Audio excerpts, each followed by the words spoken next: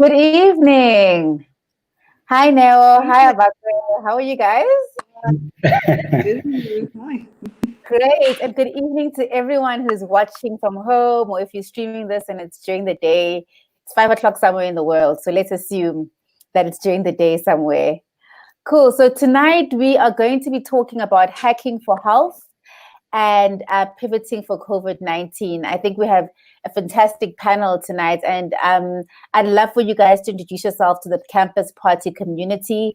Tell us a little bit about yourself, what you do, and what it has to do with healthcare. So, Dr. Abagwe, if you want to kick us off, please. Evening. Hi. How are you, Jabalile? Hi, I am Nell. okay. Okay. Yes. Load Good to see shedding. you again, Nell. So my name, as you said, is Dr.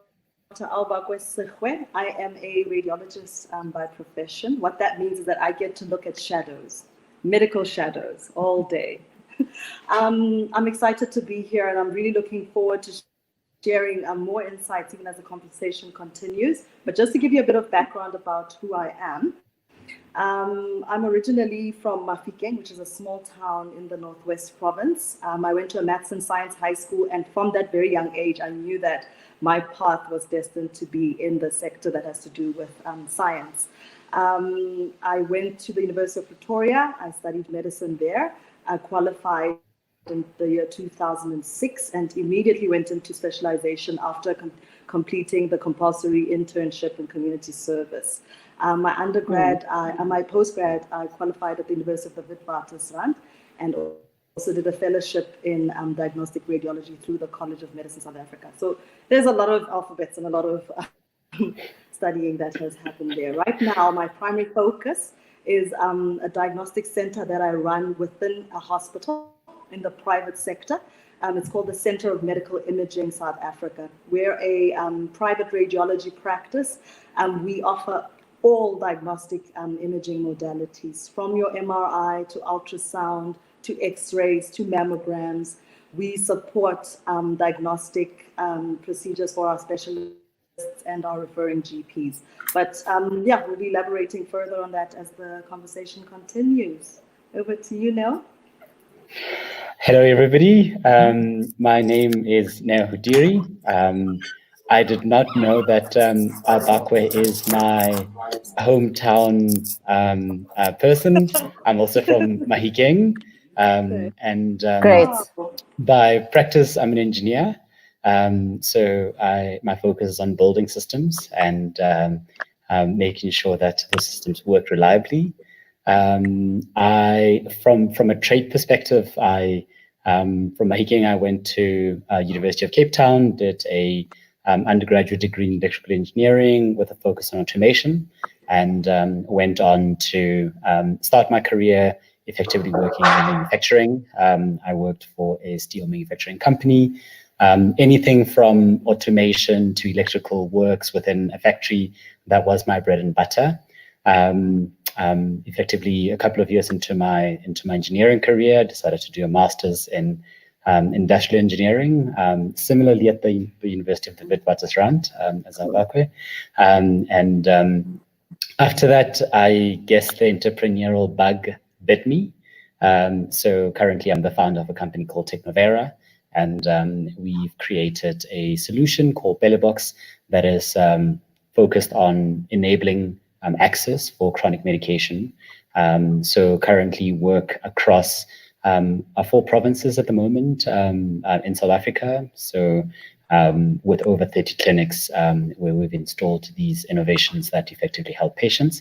So I guess I find myself hacking for health very much from a background of engineering and applying the lens of entrepreneurship and social impact in my journey. So excited to be here.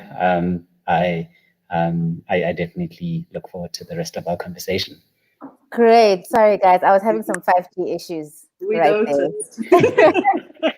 But back, it's connected. So I'm excited that you've introduced yourself, and I think tonight's conversation, we're talking about hacking for health. We're thinking about innovative ideas in the healthcare space, and how to really crack what's lacking. And I don't mean to be a rapper or anything, but cracking the healthcare space. And I think let's have a sort of conversation about digital healthcare. I think COVID-19 has taught us a lot about how you can use technology, how you can use smartphones to actually, interact with your doctors or interact in the healthcare space. So now, can you talk us a little bit about your idea with Pillow Box and digitization of the healthcare space and how that's worked in particularly for marginalized communities? Yeah. So I found my way into healthcare in a very, very unfortunate way. So in 2014, I was diagnosed with TB, and I was collecting medication at my local clinic. And one of the things that I was deeply frustrated about was the fact that it takes you so many hours if you want to go collect medication from your local clinic.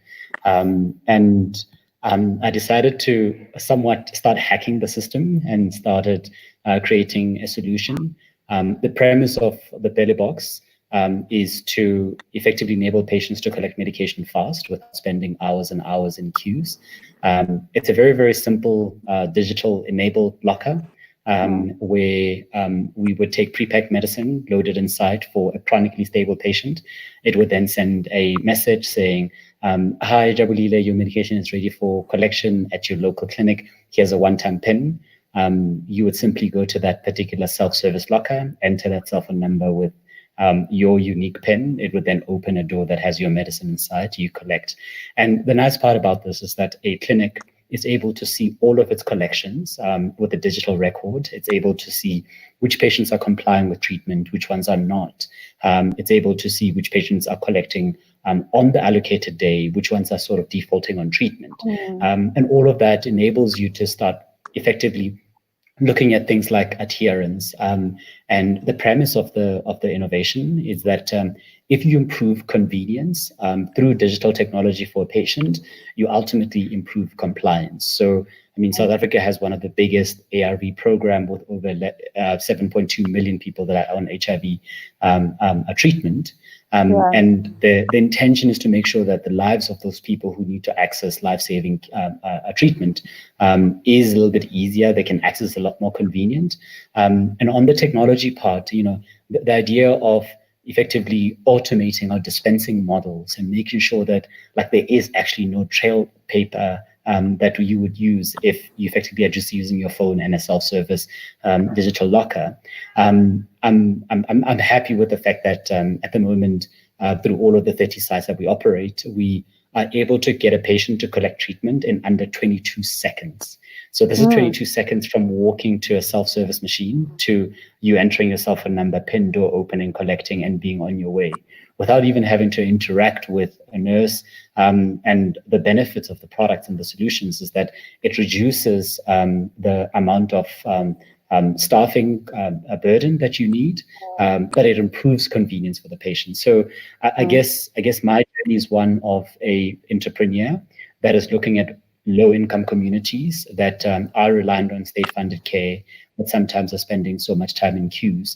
And I mean, you enable somebody to have so much possibilities if you take them from a queue that is 3.5 hours to literally 22 seconds if you use technology in a very, very well thought out way. Yeah, and I think what you're highlighting is the need for a seamless and frictionless journey, a member journey when we think about healthcare, which is not the sort of normal practice. It's usually onerous, tedious. That's what you expect in the healthcare service.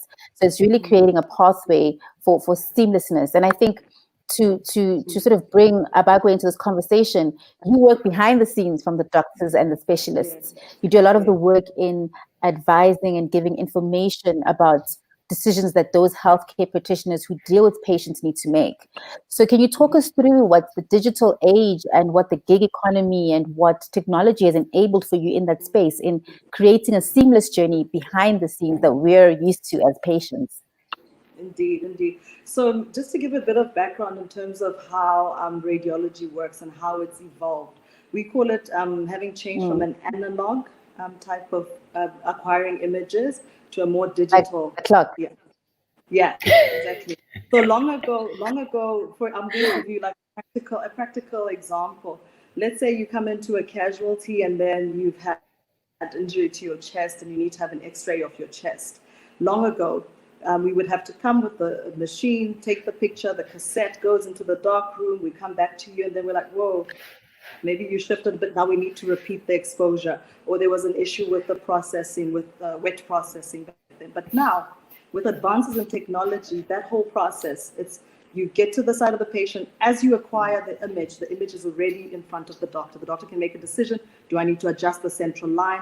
Do I need to adjust the ET tube? Do I need to put in a chest drain? They can make decisions within minutes versus a process that used to take a lot longer. So not only does it improve the doctor's confidence in how they're treating the patient, and obviously the patient's outcomes and reducing morbidity and mortality, but it also helps to streamline how efficiently casualties will run, for example, or wards or clinics.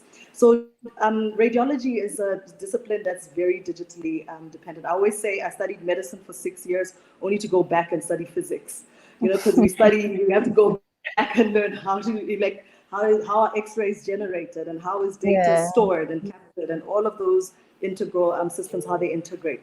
But definitely as technology continues to evolve, the main aim is A, to improve, like you say, the patient journey, and B, to also improve patient safety. Because if you think about it, if you had an X-ray that was acquired, that was a wet process, that was a film, and you went and consulted at another clinic, there would be no way of tracking that information, so you'd have to have a repeat exposure sometimes. So it minimizes the radiation burden on our population as well. So I find radiology exciting in that as you're developing a piece of equipment, there's like multiple improvements made to it. So you're constantly having to keep up with the different technologies that are coming out, the different applications that are coming out. Maybe we'll link with it later, but I was even talking about how AI or artificial intelligence is coming into our radiology space. Some clinicians view it as a threat to their livelihoods and that, but I see it as like a supportive mechanism, because you almost have like a rise of the robots supporting the radiologist and giving an unbiased opinion of what the image is showing. Right. So I'm really excited about the developments from a digital point of view in radiology. Yeah. Right, and I mean the patient care and patient interaction is one relationship between sort of the physicians and the staff in the hospitals that continuously needs to improve. So I think you make a salient point earlier in thinking about that decision-making process that doctors or other health providers need to start leveraging existing technologies rather. And this is where I want us to have a bit of a hack now in, what are the sort of ways in which you think the patient care and experience should be improved, can be improved? What are the sort of short-term solutions that you've been thinking about and seeing in your business? Yeah. So I think that's a very good one, primarily because, within the fraternity, we talk about this patient centricity concept. How do you make sure that the patient is always at the heart of anything that we do? How do you make sure that they're well considered when you have to think about an improvement, and so on? And it can be in simple things. It can also be in very, very complex things as well. From as simple as actually, if I've been taking my treatment and it's a lifelong treatment, all I want is I just want to be able to come in and collect and be on my way, especially if I'm responding well to that particular treatment. And then effectively starting to put in systems that says, okay, but this is what the patient actually wants and needs. How do you make sure that we take account of patient safety, but not necessarily making it complex, but also making it a lot more efficient for that person who we're designing for? And I think sometimes we can get in our own way and trip our own shoelaces by trying to over-engineer and trying to bring in this level of complexity. And I think the context of how do you put this particular person at the heart of what we do becomes quite simple. And I think in the work that we do, you typically hear somebody saying, actually, sorry, I can't come collect medication from this particular clinic. I wanted to know if I can collect it somewhere else because I happen to be going to a different town and I'm seeing family and whatever. And the unfortunate part is that we've built a portion of our systems in such a way that they're so rigid. They don't have that flexibility to build in the human needs, the person that actually still want to comply with their treatment collection, but still effectively says, but I'm going to be in a different province. How do you make sure that I can have a system that is as versatile and can adjust to my needs as a patient? And obviously with something as simple as distributed lockers across a network, you're able to then start saying, okay, fine, if this patient is saying that I'm going to be at this particular region of the country, how do I make sure that their medicine can be rerouted to that particular location, or can be loaded at that locker in such a way that they can still have that access? And I think it's those simple things that you start to, it's almost as if you start to build systems that can learn what humans need, and you make sure that they have that level of flexibility in such a way that they can respond when that flexibility is required and called for.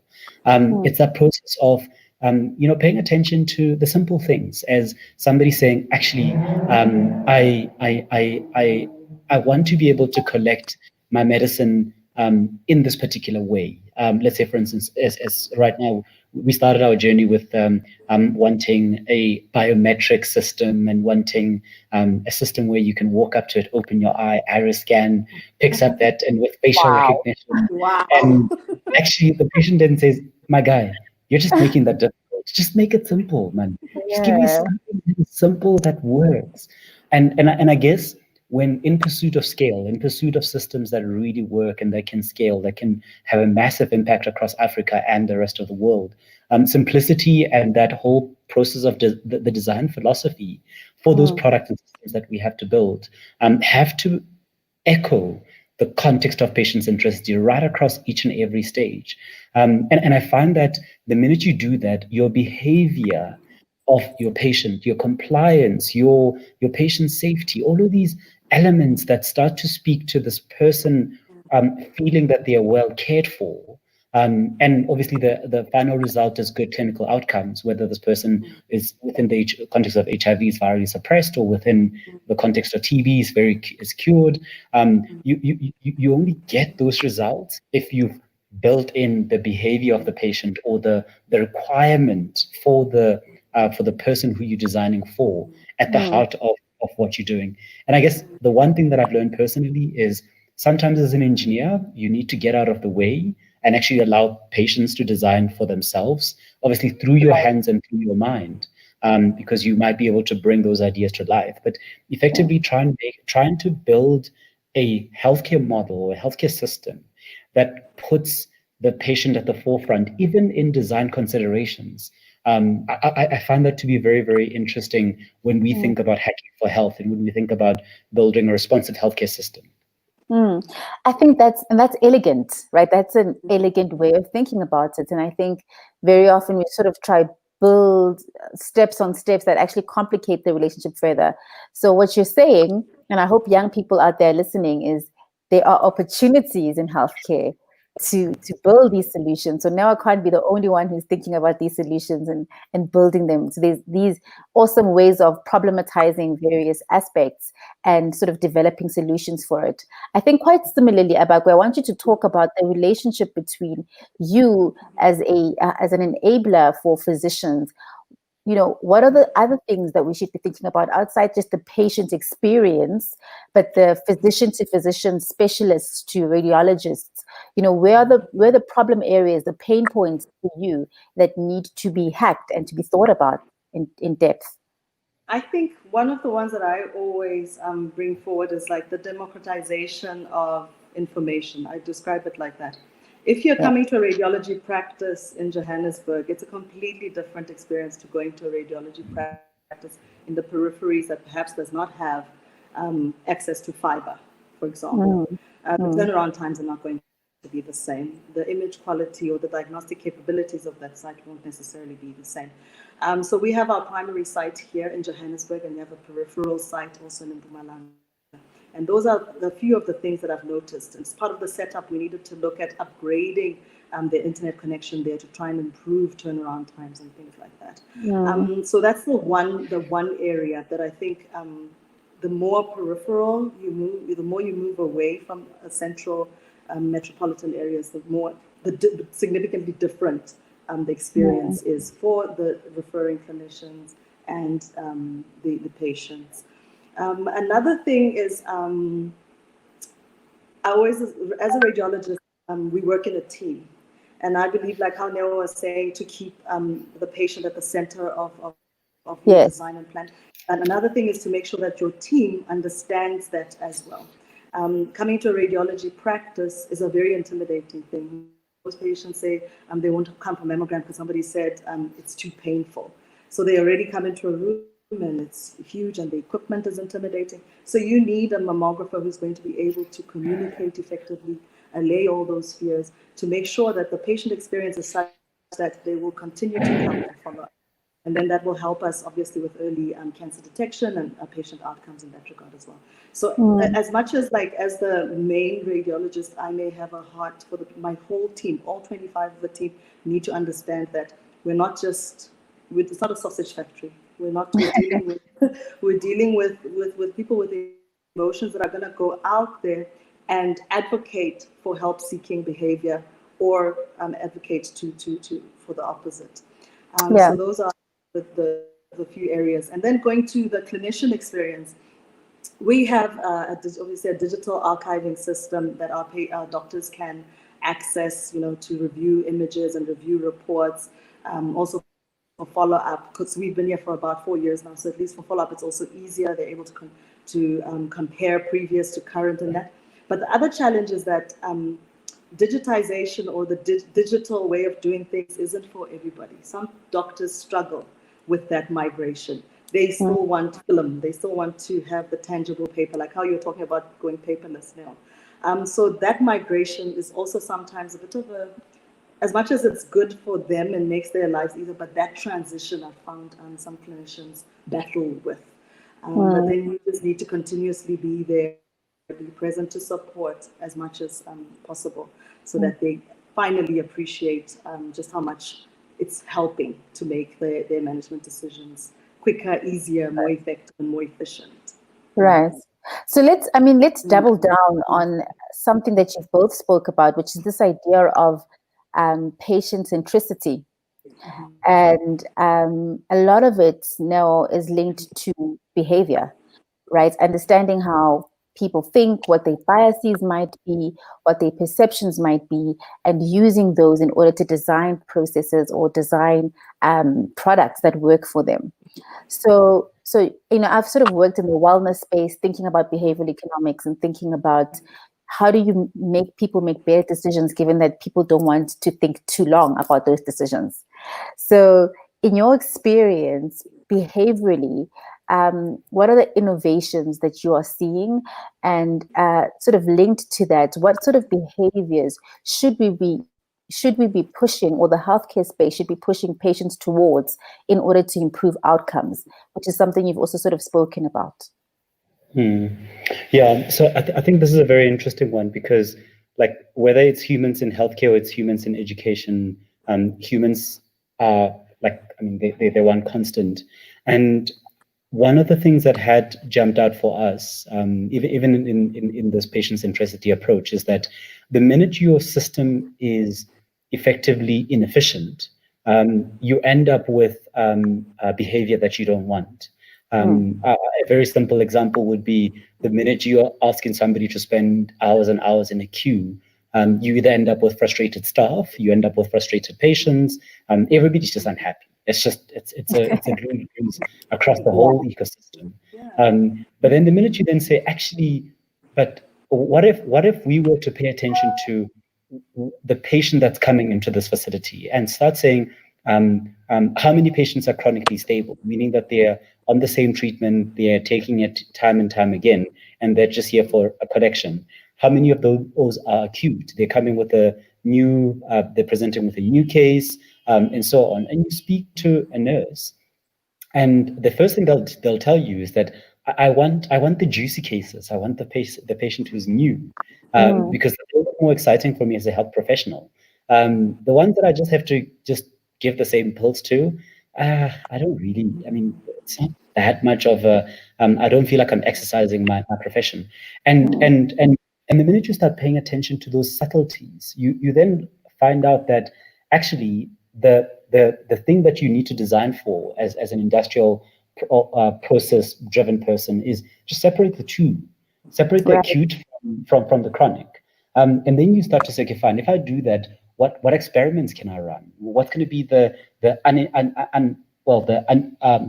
anticipated behavior and the unanticipated behavior? Right. And the minute you start separating those out in a clinic setting, the first thing that you see is that your collections operate a lot faster. Your healthcare nurses see less volumes of patients. So your congestion or that bottleneck immediately disappears.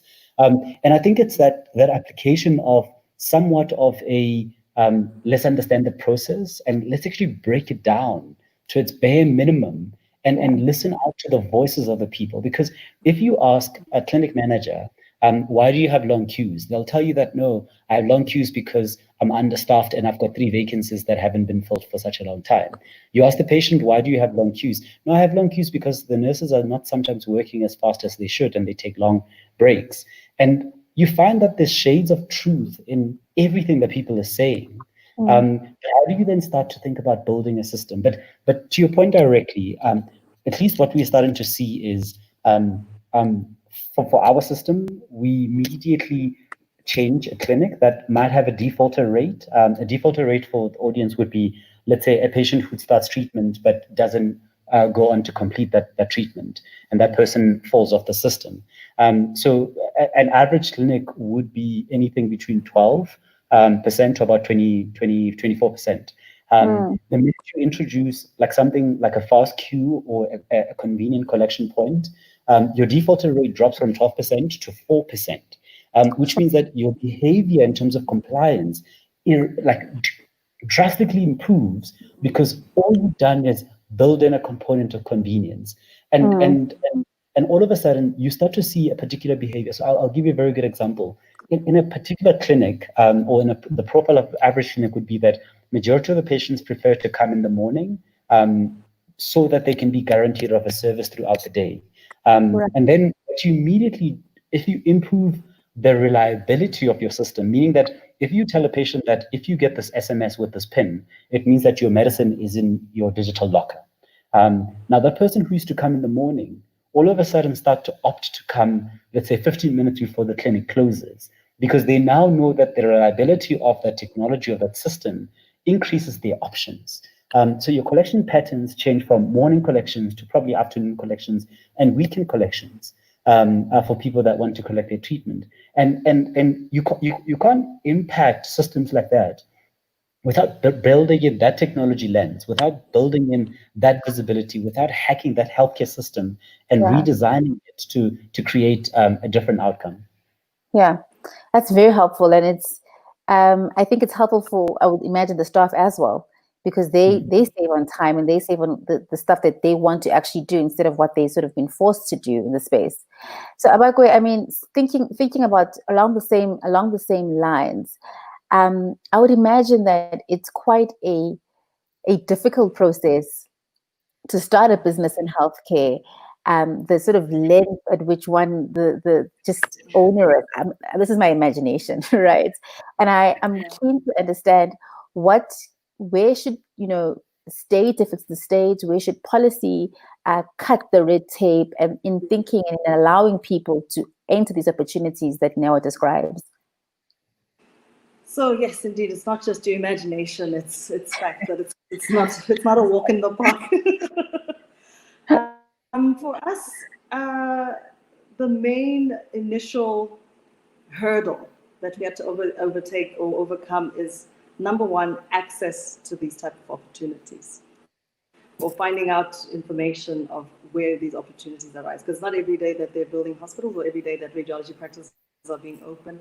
And unfortunately, you sort of have a club or a group of people that gets these type of information before others do. So that was the first hurdle. Then the second hurdle, which later I've slowly learned that isn't really a hurdle, but was how do you access funding? to fund, because radiology is very capital intensive. I mean, our practice costs to start up 36 million rands, and we had no book or nothing to put up to support that type of a loan. So that's where Creative Solutions came up between General Electric, which is the vendor that provided our equipment, and finance houses like your Standard Bank. Right now we're working with Investec. So there was a creative synergy that formed between the vendor and between the finance houses to fund greenfield or new projects like ourselves here at CMI. So those are the two main types of hurdles. I think also starting a business isn't for everybody, you know. Not everybody that will go to radiology necessarily wants to deal with the headache that comes with starting a business. Some people really just want to come, report your x-rays, and go home. So it's also in terms of how do we support or train doctors or give them that option or that education that there is a possibility of you owning a practice. And if you do decide to own a practice, these are the kind of things you need to look out for. How do we prepare you? How do we have a mini MBA within an MBCHB, so to speak? You know, where I met now, actually, where I met now, just to quickly put that in there, is we were doing a healthcare accelerator, and they had designed a program that we attended every week. And we were going through everything from how to keep your taxes in order to how you deal with a difficult employee from an HR point of view, which was very effective. And I sort of wished that something like that could enter the healthcare space at an earlier stage. Because perhaps there are other entrepreneurs or other doctors out there that would love to be here, but they just see it as just too much of a headache to venture into. Yeah. Now, what's your view on that? Because from the numbers that Obako described, I'm just clutching my pearls, you know? I remember there was a time when I started my business. One of the things, the classical tech entrepreneur narrative is build a team and find a co-founder. And I remember pitching my solution to this one potential co-founder that I was salivating over if that they would have started a business with me, and I was courting the guy. And you know, he sat me down and he's like, "No, you're telling me that you want to start a hardware tech business that focuses on public healthcare with the state as your main partner, and on top of that, you want to go build a solution for Schedule 4, 5, and 6 medicine, and you want to do it for low-income communities that don't have a way to pay, you know." And I was like, yeah, but that's a very, very exciting challenge to take on, right? Because it means that if you crack it, your market is actually you have a very good competitive advantage because it's not easy for anybody to come into the space. But the reality is it is hard. It does require that degree of tenacity, especially in my case when I came from an engineering background to and a manufacturing background to effectively building a tech solution in the healthcare space. And obviously, I also sat with the challenge of going to build a product from scratch and going through the regulatory hurdles to get it approved, engaging with a pharmacy council. And I guess in my case, I had to go all the way up until National Department of Health says, okay, we can see how this complements part of our strategy. And it does mean that you have to keep on knocking on those doors. It does mean that you have to be talking to everybody in your network to dig out that information that Albaka is talking about, because it's most of the time it's not going to land on your lap, and that is part and parcel of business. There is definitely a need for ecosystem environments that can effectively reduce the hurdle rate that it takes for somebody to be able to get into entrepreneurship or into business. And yes, the money that is upfront required for one to effectively build a successful business or to build a business that can effectively survive the tide of longevity is important. But I also think there's a context of the founder themselves really wanting to do this and really saying, I have an appetite for all of the hurdles that are going to come my way. I mean, it doesn't matter whether you're dealing with employees or you're dealing with tax. You deal with all of these facets of the MBA element in it. But I guess there is a component where, as much as it's tough, I deeply, deeply know that it's rewarding, and the amount of lessons that comes out of it are really, really amazing. And I concur with Obako's statement about the fact that it is not necessarily for everyone, and it's not about elevating entrepreneurs or downgrading employees. It is a context that we all have a particular purpose that we can effectively full in this healthcare space. It's about understanding how you want to contribute and what is important to you. I know that for me, one of the greatest benefit as a founder of a health tech business is the learnings that I've gathered through this journey.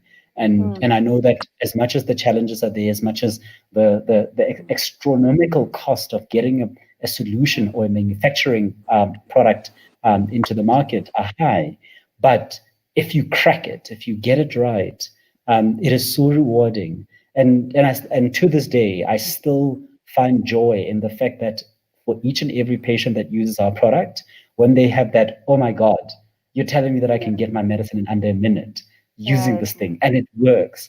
I can't describe it. It's amazing.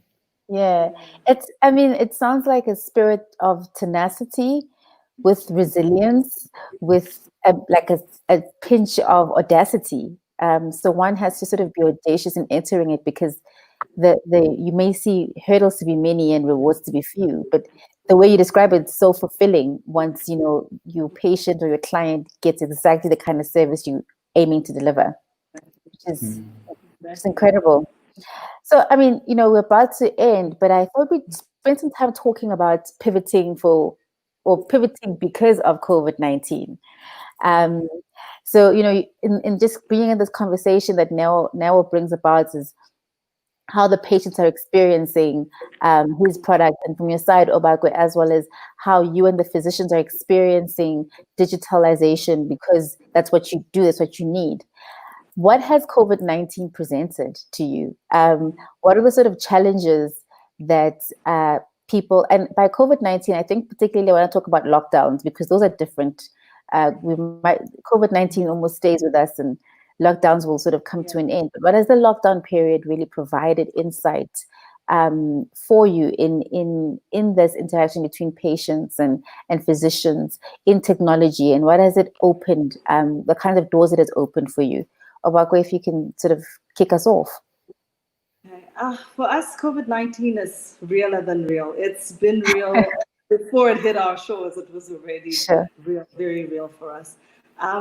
Its impact, even before the lockdown, it impacted clinician referral patterns, and also patient anxiety levels were already starting to increase because of this unknown, The lockdown, what the lockdown did, and most people would expect that with a lockdown and with a global pandemic, you would see a sudden surge almost immediately of people seeking help. We actually saw the opposite. You see a sharp decline.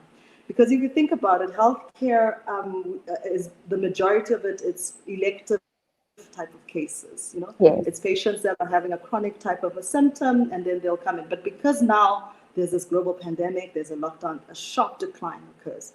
Doctors are more reluctant to see the normal queues in their waiting rooms, so they limit the number of patients that can come. And also due to restriction, obviously, their waiting rooms also can only take up so much space. This has a spillover towards the hospital as well.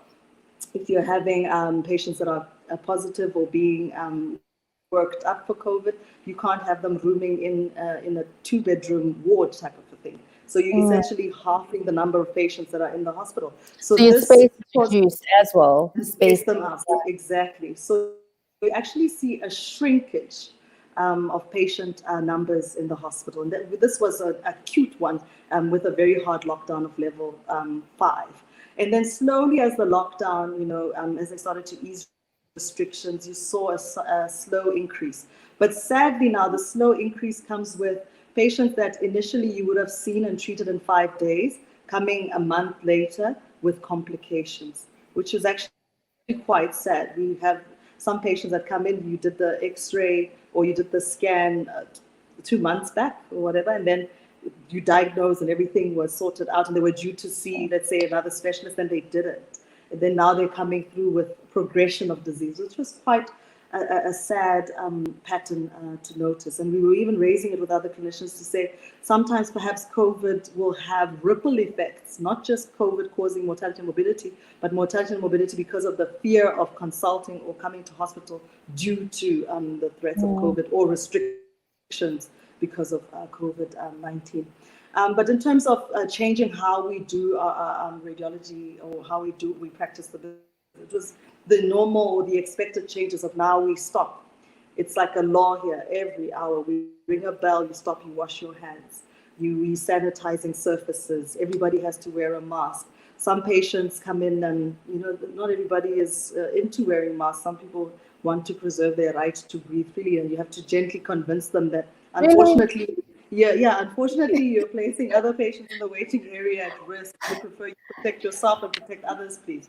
And things like that. And it's like anxiety meets the unknown meets the primary illness that the patient has come to seek help for. So it's a very complex dichotomy.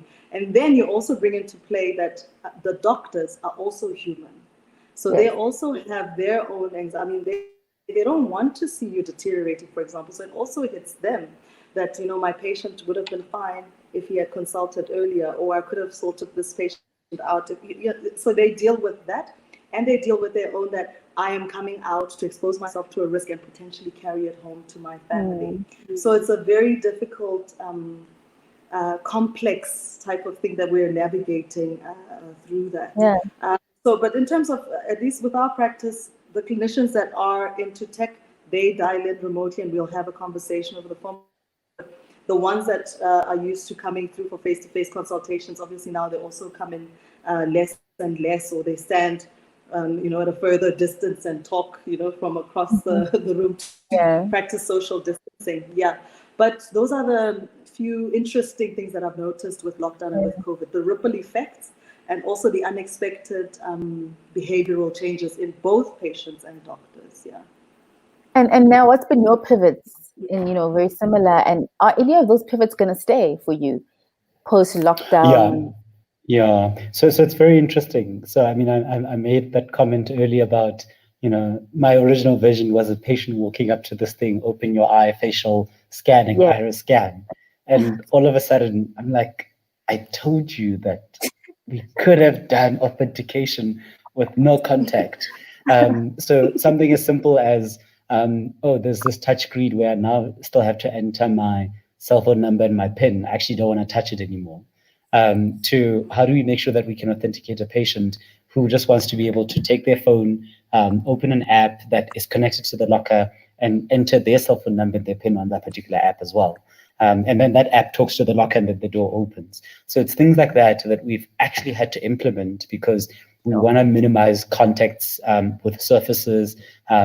And it was very interesting earlier at the beginning of COVID. So all of the solutions that the National Department of Health, the providers, were called into one room. And there was this national conversation on how the heck do we get rid of paper in public clinics, which happens to be the bedrock of records in any public clinic. And then you're thinking to yourself, actually, COVID stays longer on paper.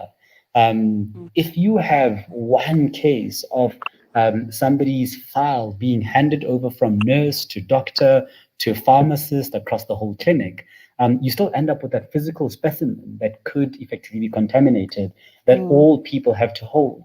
And all of a sudden, this realization of the need for a paperless clinic becomes a little bit more expedited to say, this is all the things that we've been talking about.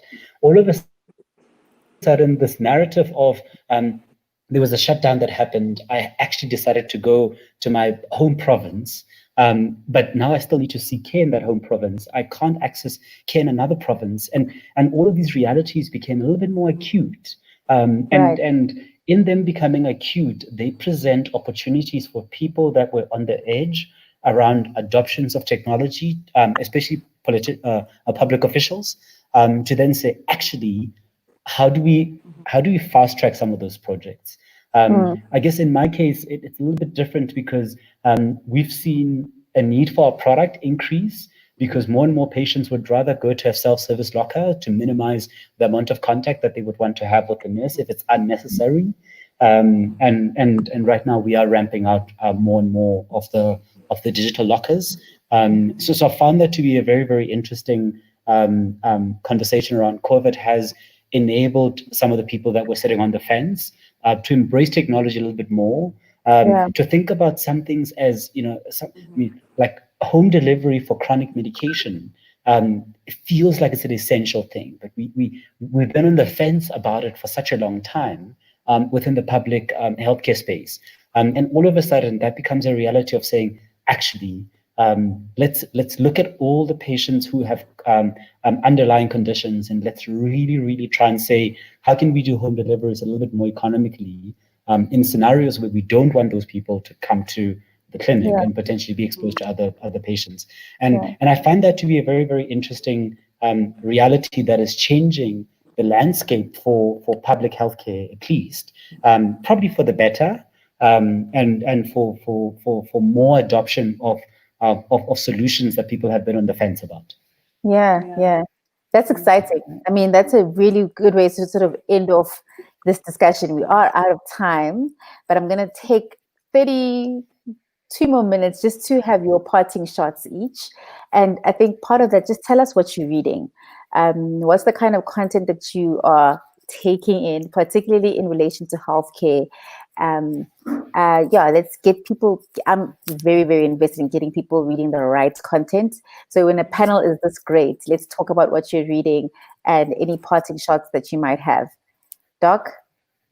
Well, I'm very boring, so I'm reading journal articles on COVID and improving diagnostic accuracy from a radiology point of view. I don't know if people have an appetite for grayscale images, but that's what's consuming my time right now. I'm trying to improve our accuracy for COVID pickup on X-rays. Although X-rays are not the primary mode of diagnosis, we're still relying on the throat swabs PCR results. But radiology acts as an adjuvant should there be lower respiratory tract symptoms. So I'm trying to improve on our CT and on our X-rays. How do we characterize and give them the clinician information to say, this one, we're worried about him deteriorating in the next few hours. This one looks like he's recovering. This one, we're still on the fence, look for other causes of his respiratory symptoms. So that's what I'm entertaining myself with right now. Look, I don't judge you. No? I would like to claim the same, that I'm reading everything about digital technology and scaling business, But to be honest with you, I'm rereading.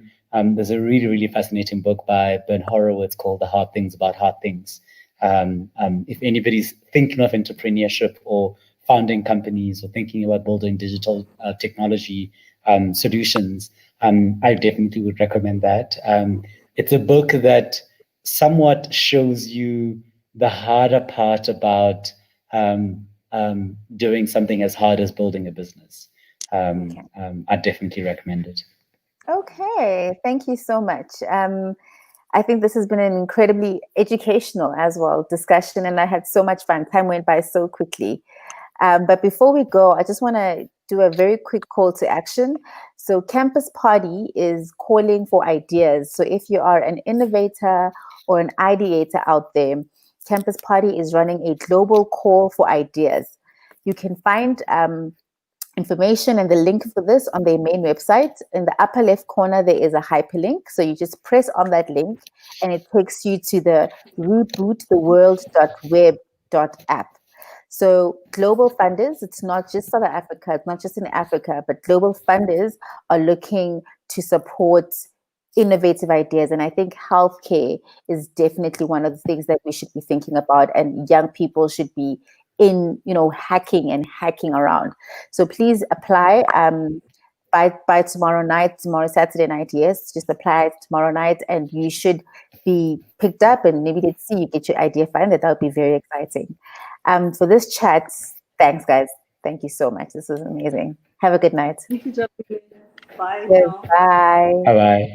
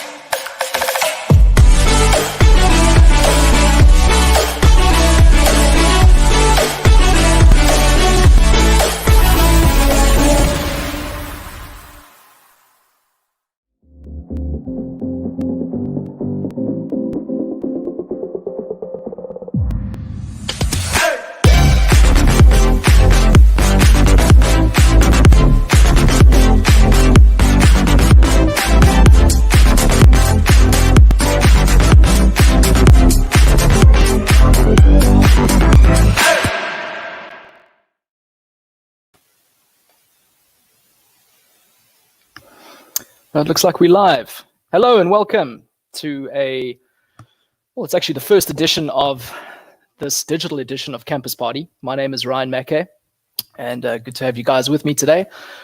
Or should I say tonight? I'm going to take you through a little presentation, something that's really close to my heart and something that I've been really actively involved with, call it full-time, for the last 2 years. Pretty much been active in the space for the last, call it 18 years, playing computer games all the way till I was, well into my 30s, until life got real and things had to change. But through that time, I have learned quite a bit, and I think that's where I'd like to share that experience with you guys, both from multiple perspectives, in fact. As a parent, as a child, as a aspiring gamer and professional esports enthusiast, to a viewer, to a spectator, to you name it. And also large messaging towards the industry out there, both the local and global industry, be it whether you're a stakeholder and you have your own business running in the industry, if you are looking at getting involved in the industry itself, if you are perhaps what we call an endemic brand, if you are in the tech industry, so to speak, hopefully there's something that you can take away from this presentation tonight. And I don't want to kill you with the presentation. So I'm hoping that you can see the screen. I wonder if we can get confirmation of that. Yes, there we go. All right, good. So if we take a look at where it all starts, kind of the definition of esport. What is esport? You would have probably heard your kids, if you're a parent, your friends, your family, someone somewhere has talked about esports. And it's a phenomenon that's kind of taken the world by storm. And it's kind of just in the last, I think, probably 5 to 10 years, especially globally. Locally, it's been pretty active and going. But if you had to compare anything from a local to global perspective, we're a drop in the ocean comparatively. So I think we need to kind of break it down into segments. Those of you that are watching, if there are any questions, I'd appreciate any questions. Those of you that are watching this on record, you're welcome to reach out to me if you have any questions, and I'll be happy to take you up on that. So this is a quote that I really like, and it's something that I show in a lot of my pretty much every presentation when talking around esport, is a quote from Nelson Mandela about how sport has the power to change the world, and it has the power to inspire. And I think it goes without saying, many people would agree, how sport is a uniting factor amongst the globe as a whole, be it from the most destitute of countries to the most wealthy and privileged of countries that have all the latest and greatest of everything. Sport is something that everyone can really take part in, either by viewing it and or participating in it directly. So if we set the tone by that, how sport can create hope where once there was only despair. It's more powerful than government in breaking down racial barriers. And I think this is something I'm going to touch on, as well as how esport too can break down all the barriers. Doesn't matter who you are, whether you're black, white, colored, yellow, blue, doesn't matter. Big, small, thin, fat, if you're disabled, physically, mentally, there is something for everyone out there. And I think that's the beauty of esports, where I think with traditional sports, yes, there is always a traditional sport. I believe that as disabled or as one might be physically, there is something out there for anyone that truly aspires to do that. That's why I think we have the Special Olympics. But I think esports is a little different, whereby the digital medium pretty much levels the playing field. It doesn't matter if you're a 6-year-old versus an 18-year-old playing Fortnite. That person that has more skill, faster reflexes, knows the game better, whatever the case is, will win, because the digital medium levels that playing field. So if we take a look at what esports is, well, if we take a look at the definition, this is from Wiki. If you had to Google what is esports, esports is a form of sport competition using video games. Esports often takes the form of organized multiplayer video game competitions, particularly between professional players, individuals, or as teams, which is cool. That's something that we've all come to know and understand and agree with, and I don't disagree with it. I just think it's evolved. And I think I'd like to take you on the journey as to why I think that, and what does that mean for us as individuals, industry, countries, government, private, public sector. What does it all mean? How does it all connect? So if we take a look, what is E in sports? If we take a look at E, which is usually the representation of electronic, much like e-learning, electronic learning, e-communication, where it's no longer just face-to-face, you're using some sort of digital electronic medium for communication purposes. And we take a look at the definition of sport. I think that's probably, one of my favorite things as to explain, like, what is sport? Like, if you had to ask anyone, how do you define, without looking at the slide, how do you define sport? Simply put, if one had to describe tennis, why is tennis a sport? Well, most sports always there's a point system. There are parameters. So easy to explain with tennis. You have to hit between the lines. You have to serve within the blocks. You have to serve and hit over the net. You can't hit it with your hands. So there's all these rules that govern the outcome and the goal to measure that outcome. So that's kind of sport in a nutshell. You can look at the more formal definition of that. And electronic goes without explaining, really, that it's a bunch of electronic components, such as microchips, transistors. Pretty much if you think of a computer, a laptop, a cell phone, you name it, a console, they're all put together with electric plastic components that send through electric current in ones and zeros. Without getting too technical, that's electronic. So who are these esport athletes? Who are they? People say, I'm a gamer. I play games for a living. I'm a professional gamer. I'm pro, or I try hard, or I'm the best. All right. Well, they don't look like that. Some of them do. But the majority of esport athletes don't. This is a stigmatism that I think myself, as well as many of my colleagues and peers and friends and family out there, are trying to dispel, as this is what esports looks like. This is something that one would imagine perhaps 20, 30 years ago, where this guy would probably be living in his mom's basement, drinking Mountain Dew, popping his pimples, eating crisps, and not getting up for anything, and screaming at his mother upstairs to say, "Ma, bring me my food," or "Ma, I need you to come clean my clothes," or whatever the case is. Gone are those days. There are parents today and that do feel that their kids might be like that. I'm going to address that. We'll talk about that. Parents, I know you're having a tough time out there. I'm not a parent yet, but I want to be one day. And I think I'm trying to bounce all these ideas off parents and wannabe parents about how are they going to survive with their kids, either their current situation with them because they just don't stop playing, or sure, I don't know if I want to have kids because they're a handful, blah, blah, blah. We'll get to that.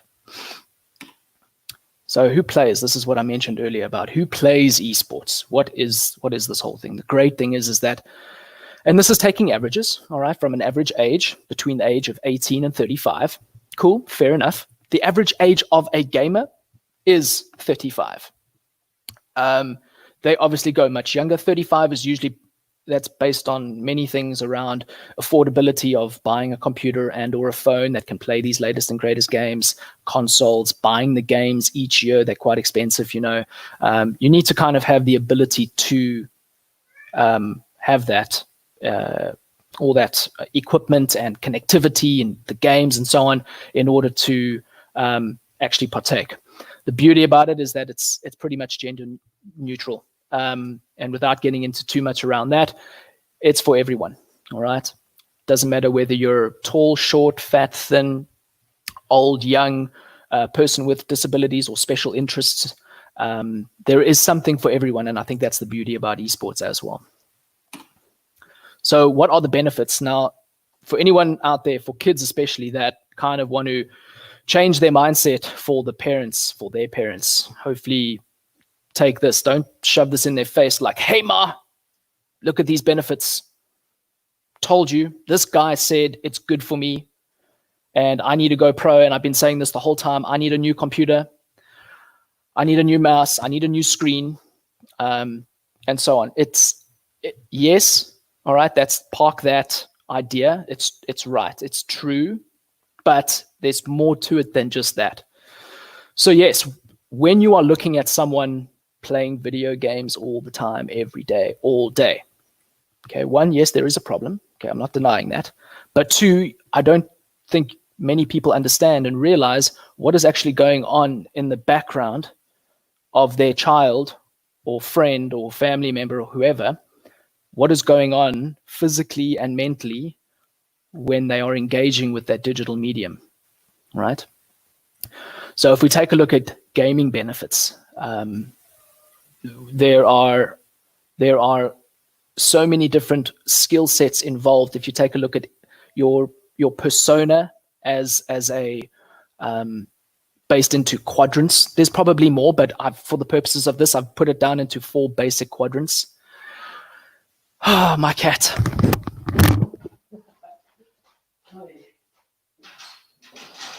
There we go. Beauty is that I can't edit that out, and I don't care. So that was my cat. People are going to be laughing, but who cares? So, gaming benefits. There's a whole bunch of games. You get single player games, you get games where you play within a team, either with another person and or 3, 4, 5 other people. It develops your team skills, team communication, interpersonal, and so on. Oh, thank you for that. Your personal development skills. When it comes to identity, I know there are kids out there, not everyone is built to do a specific function that their parents wish they could do, right? Kids can find their own interpersonality online within their digital world, be it a computer game and or in this case where I'm going with this conversation into more forms of electronic sport. The same thing with robotics, drones, and coding. This is something I'm also going to touch on, where I find that these topics and these genres of electronic sports need to be included under that umbrella of esports. And I'll explain why. Traditionally, esports internationally, your Americas, Europeans, Southeast Asias, Oceanias, Asia, you name it, they all consider esports as competitive video gaming. And that's fine, fair, and well. But here where we are in South Africa and within Africa, we have a lot more challenges and barriers to entry to get to the kind of numbers that would warrant this big esports stage with tens of thousands of people filling a place like Madison Square Garden. We're a long way away from that. And I think the problem is the expectation versus reality. And when it comes to investment from corporates, buy-in from leadership, be it your public sector or your private sector, people they've been burnt. And I've seen it over the years where they just don't see the value just yet. There's been tens of millions of rands put into the industry, don't get me wrong. But I think we need to start changing the narrative and start leaning towards, well, what are the intrinsic benefits? How does it touch on things like the Sustainable Development Goals, the SDGs, the National Development Plan, the 2030 vision? How does what we're doing feed into that? Because I think that might just change the conversation a bit, which will then change the stigmatism around esports and gaming with the inclusion of other portfolios under the banner of esports, which I'll get to in a minute. So, how does esports fit into education? Well, these are just a couple and 2 more of which that I've pulled today, 4 days ago and recently just a month ago. But as you can see, South Africa, we are in a crisis at the moment. In fact, most of the world is in a crisis at the moment, but we're all kind of in that crisis together. You don't see the US with big splurging headlines like that as frequently, at least, that say we are at risk for losing jobs because we just don't have enough digitally skilled people. We don't have enough software engineers. We don't have enough web engineers. We don't have enough graphic designers. We don't have enough artificial intelligence engineers. We don't have enough this. We don't have enough that. Why? Because the skills are leaving the country. And I'm not even getting into the reasons. There are many, and most people that keep up with the news, no, I'm not even getting into that. The facts are the facts. We are in crisis. And this is not just South Africa. I guarantee you this is for the rest of Africa and many other places in the world that have some form of connection to these issues. So if you look at this and you look at that and connect it to this, this over here is the top 10 skills required compared from 2015 to 2020. This is from the World Economic Forum. Bunch of like-minded, great-minded countries, thought leaders together that are saying, this is what we need going forward. There are jobs that don't exist today that will be in the near future. For example, automation. Look at the car industry, for example. Cars used to be manually put together through a factory and an assembly line where a guy or girl said, tighten these bolts. When it gets to you, put on the lid. When it gets to you, put on the windscreen. When it gets to you, do this, do that, do that. And then at the end of the assembly line, it's done. You've got a car. Now, what do we have? We have robots to do that for us. And precision, quick, large scales of economy, right? We don't need humans to do that anymore. So that's a clear example of how we are losing jobs to machines. Cool. The great thing is that those machines need to be programmed and need to be built and need to be maintained. Okay. So you can see where I'm going with this. So the topic of today's thing was esports, far more than just a game. Now, in my experience, if you take on and believe the premise that esports, when you break it down into its E and sports definitions, we can almost take to task that these portfolio sets would fall quite easily within the realm of electronic and competitive sport, right? Chess never started electronically. It started with a wooden chessboard and marble pieces. The game Go, over 47 million people play that, predominantly in Asia, mostly in China. An amazing game that I'm actually starting to learn myself, but this is probably one of the most technical games. They are now using artificial intelligence, sidetrack, they're using artificial intelligence to build artificial intelligence using this game as its subset of input-output. And it can start creating hundreds of thousands and millions of scenarios that are never the same because the game goes so deep, all right? Without sidetracking too much. Video gaming is video gaming. With video gaming, it's across your mobile, it's across your PC, console, you name it, all right? There is your traditional video gaming, all right? The great thing about video gaming is that it's become now, one, a spectator sport, and two, it's become where you go for live events. So it's become quite an interactive, interpersonal activity to do. Robotics, we have great things like the World Robotic Olympiad and the STEM, the VEX Robotic Olympiad. So there are these great players. So the WRO, which is the World Robotic Olympiad, have Lego. All right, so Lego is getting involved in robotics. Then you have your VEX Robotics, which is another. You get many types of robotics, but those are your two top real robotic kind of partners out there that are doing things in the industry to grow their sport as an e-sport, or more so like a robotic sport. But if we had to consider it e-sport, just think about that. Drone racing. All right, drone racing is coming out there. You know how drones are coming in. They're in almost every scientific fiction film out there today. There's some sort of drone, from surveillance to shooting guns to you name it. Someone needs to be behind that. most of the time. So you'll need drone operators. Eventually, it's going to go autonomous. Like Amazon, for example, will be delivering your goods, packages within a certain kilo and range to your doorstep via drone technology. Remote control cars. This is something I've recently added, but it's been on my mind for some time now. I mean, anything that you compete with, as you can see within the remote control car track, there's a track, you need to stay within the boundaries, and that is the rules. And whoever comes first in your lap times, that's your measurement of who won, who lost, who came second, and so on. And then sim racing, we've been seeing quite a bit of that on the TV lately, where the live events are gone. So in the face of COVID will come and go, hopefully. But what we're starting to see now is the melting pot between the virtual and the physical.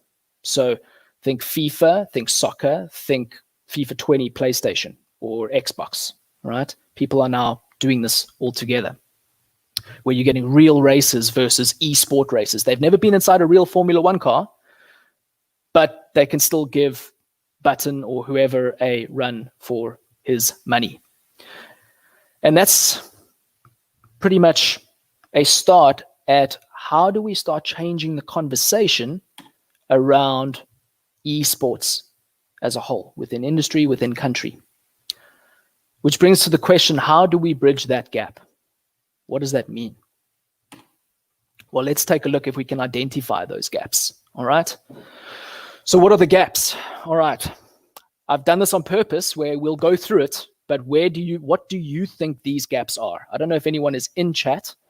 I don't want to take up too much time waiting for it, but let's see what we have. Even cat gamers, yes. I'm looking at the chats now, so I'll give you a chance to quickly figure out what do you think these gaps are? This top one, the left, and the right. Okay. Well, I'll tell you the first one. Let's see. I don't know. There's probably a delay here.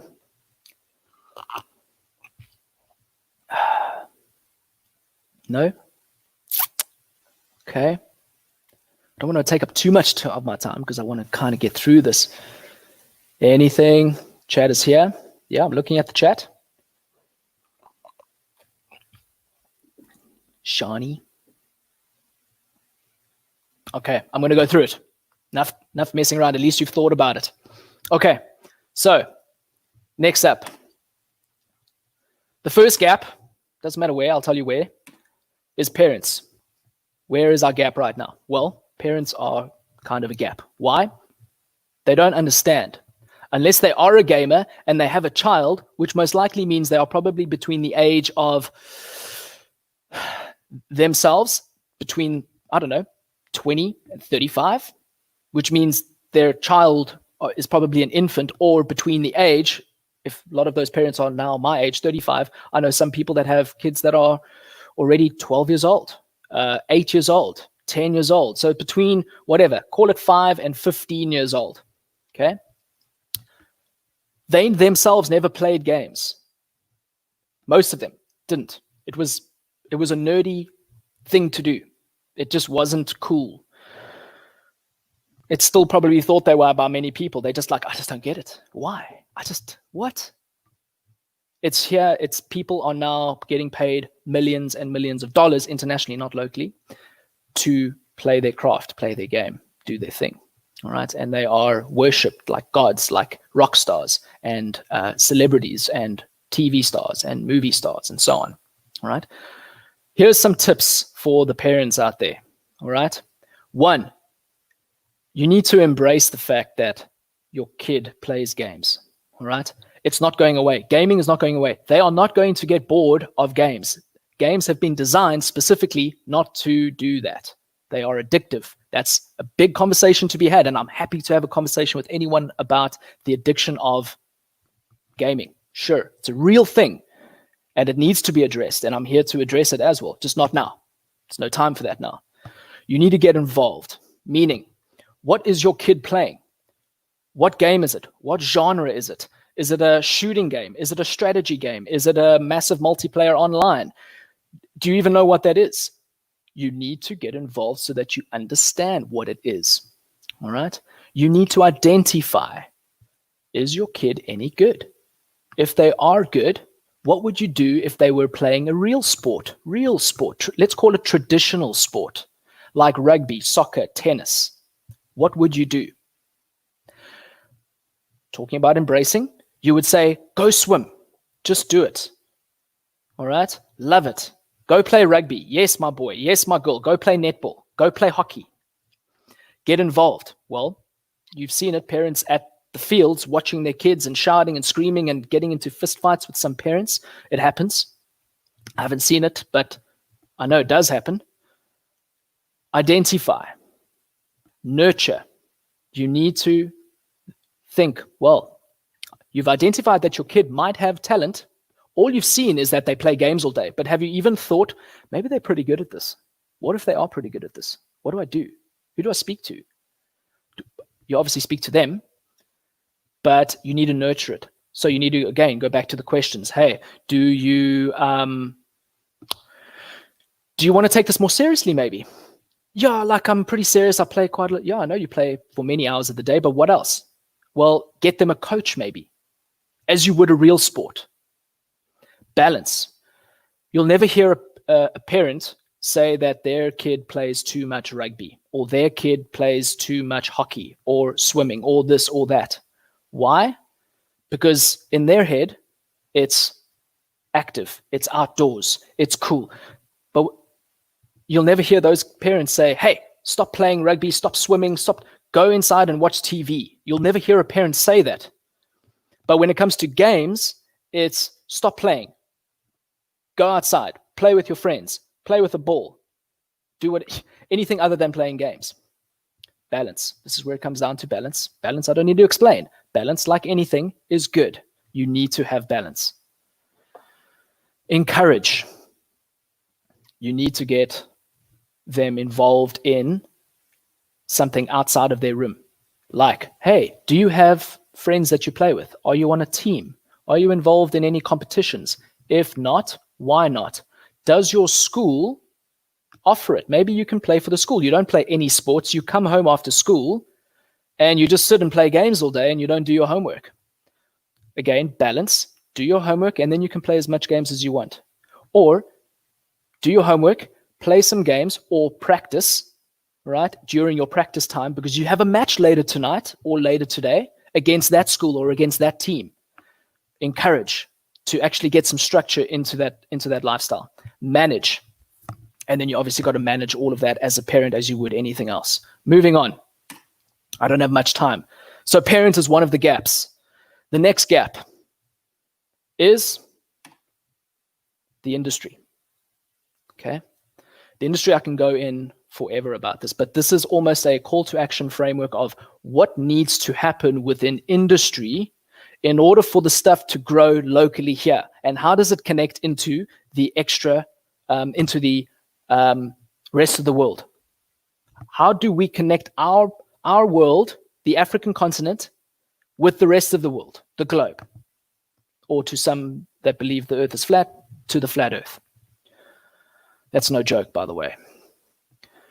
So we have industry.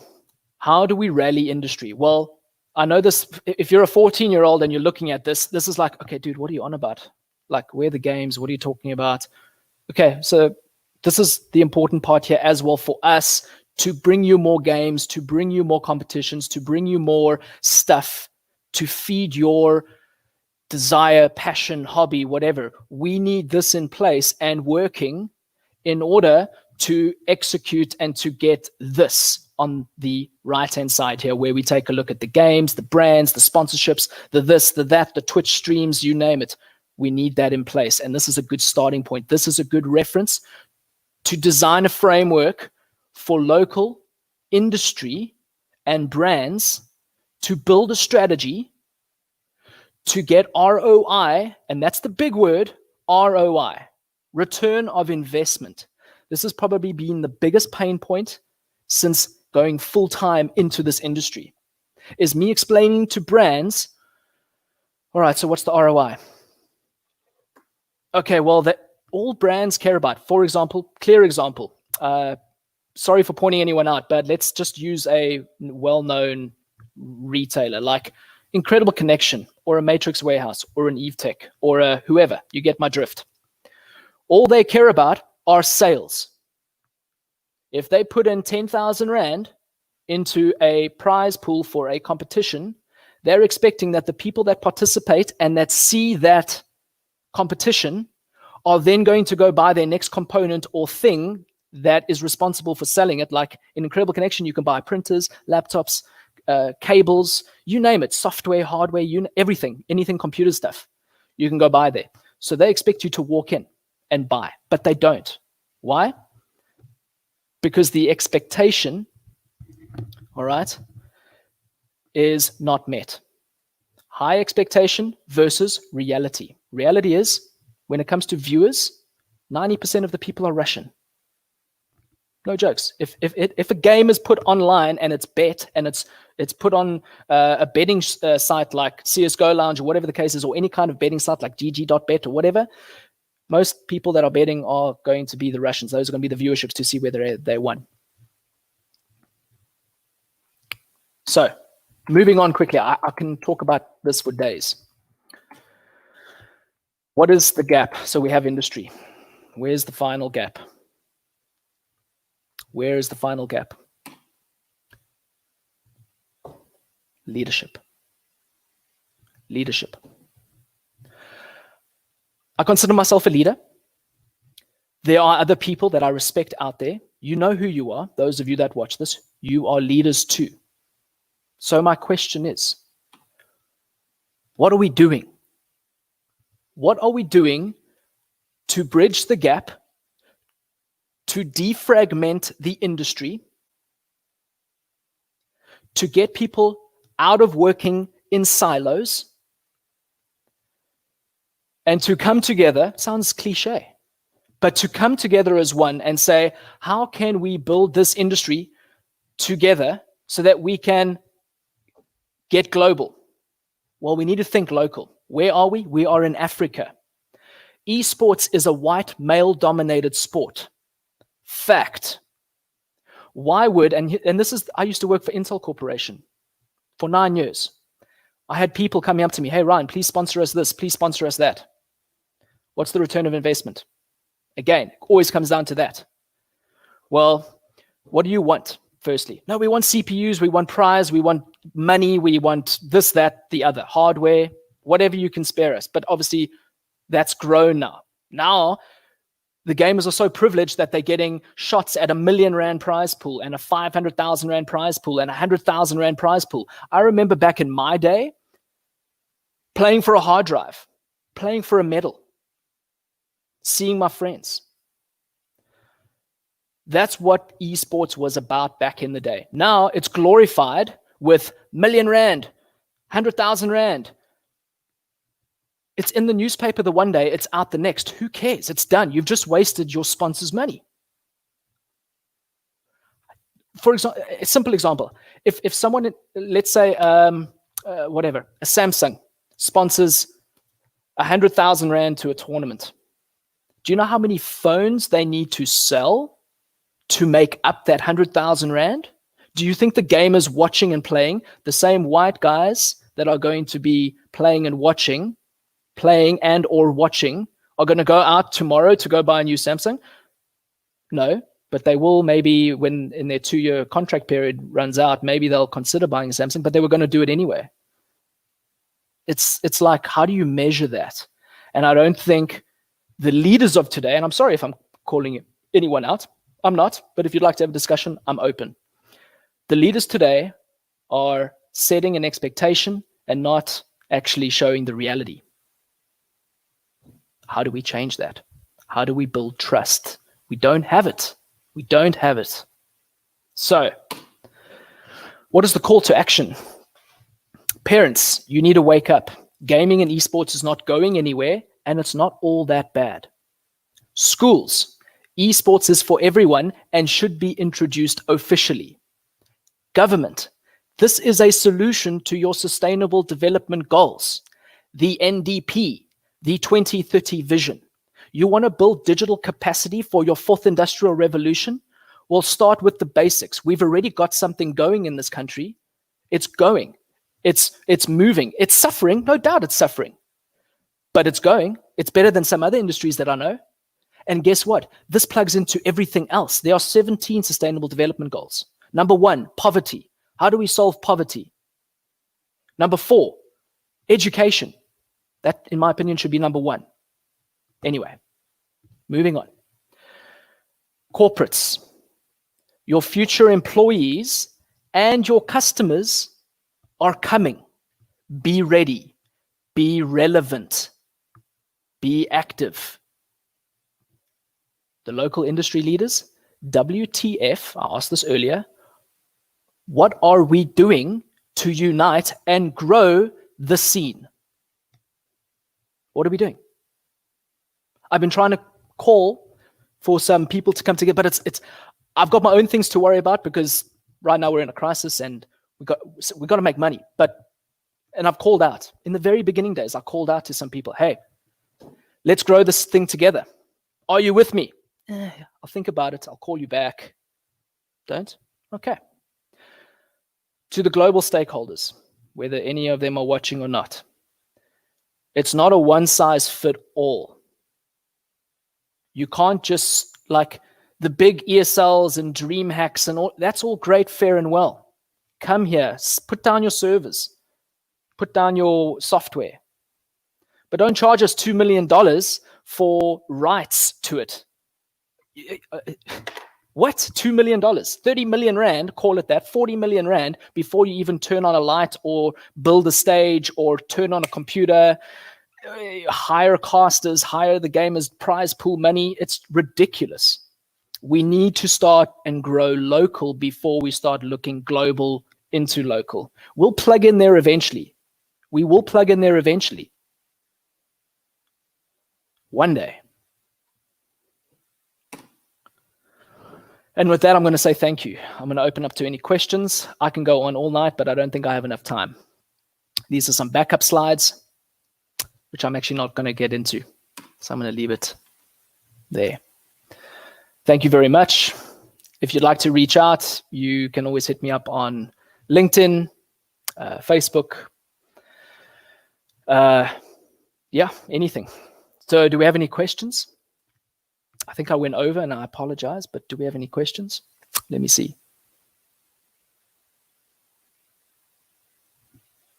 I'll just wait a little just to see it on the live stream here.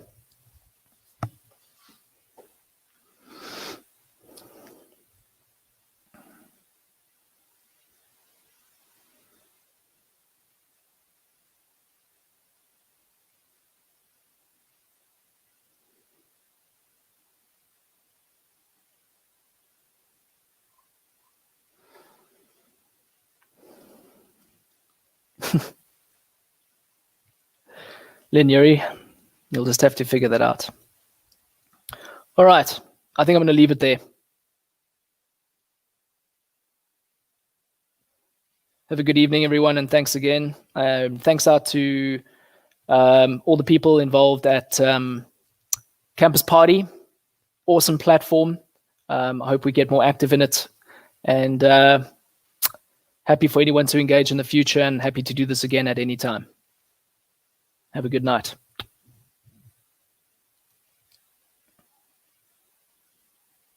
Oh, how can kids who can't afford high costs get involved? Okay, so how do kids that can't afford? Great question. Thanks, Robert. Well, it comes down again to industry and what, instead of throwing, so here's a good example. Instead of so we're trying to meet international expectations. And what usually does that mean? That means that there's $1 million prize pool, or it's a $3 million prize pool, or a $100,000 prize pool. Instead of taking that money and throwing it all at the same people at once, locally I'm talking about, we could start setting up hubs. So we have 9 provinces in this country. We have telecommunication companies. They are actually one of the big key players in esports, but in my opinion, they're not playing an active role. They're not. They're not listening. They pretend to, but their execution of it is either they listen and then go with something else, or they know something better, so they do something. It doesn't matter. They are a key player. But clear example, MTN, Vodacom, Telkom.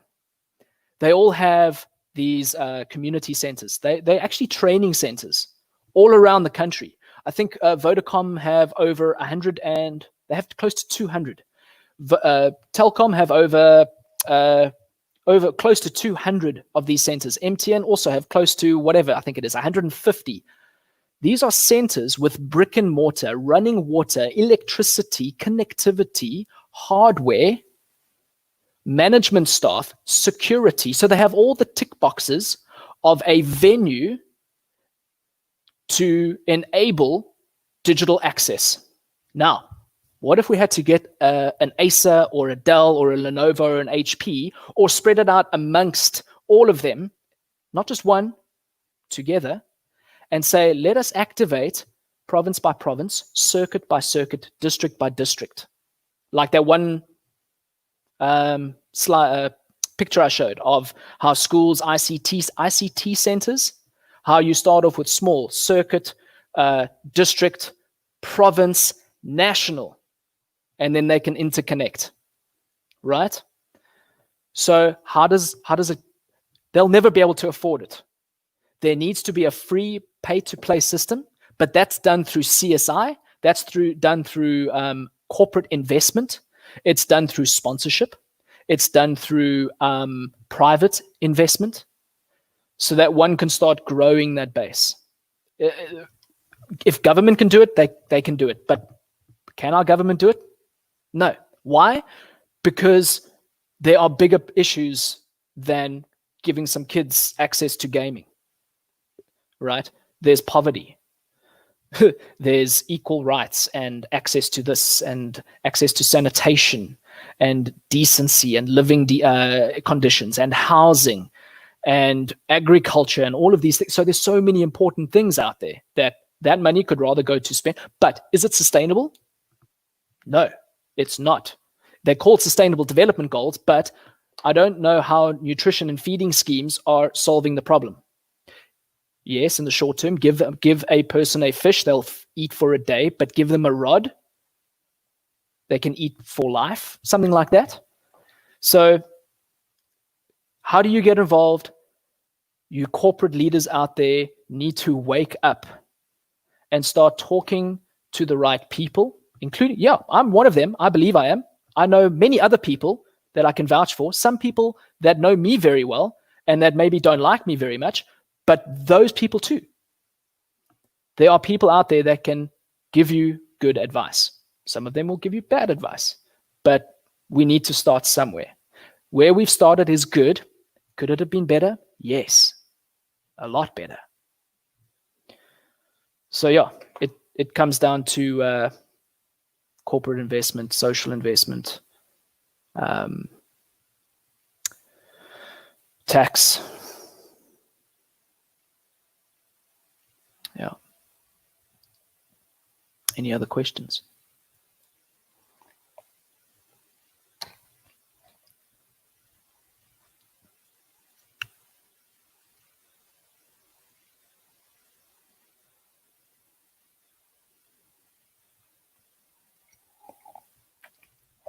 Correct. Mobile gaming is also affordable to a large degree.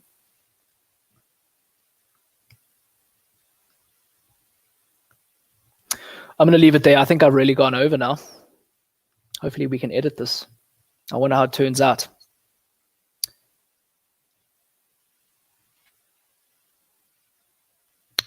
Have a good night, guys. I'm out.